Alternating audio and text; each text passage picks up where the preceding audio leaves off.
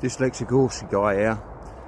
One of the main things you need to teach a horse, and if you're a horse expert, an equine expert or an equine professional, you need to move on, because there's nothing for you to learn here, because it's just circus tricks.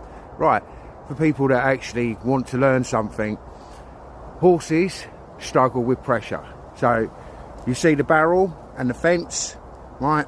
That's a gap, right? And the horse has to be able to pass through that gap.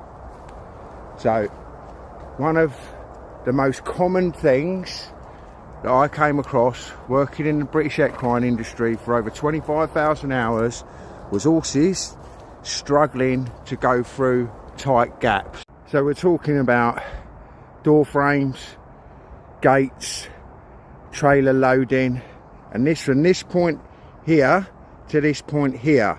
So what we do, we start wide and then we start to push the pressure in towards the fence to teach them to deal with the pressure. So as you can see, the pressure has tightened up. So let's go and see what we've got.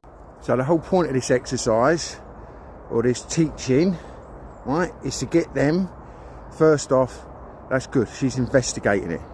Also put her nose over it, they usually put their neck over it and the rest of it a go. Then we want us to push through the gap. So let's just get to push through the gap, and we want it to go through there calm and collectedly, just like that. Right, if she rushes through, right, that is a horse that is bolting. Okay, so let's go and tighten the gap up and see what we got. Okay, so I want horses to investigate things, so that's how they learn. So now I want her to back up.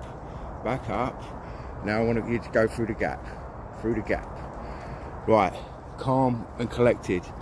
Right, I want her to back up, and go through the gap. Calm and collected. If the horse rushes through, right, that's the beginning of a horse bolting. So I want her to go and investigate it, right, and she's going to push herself through.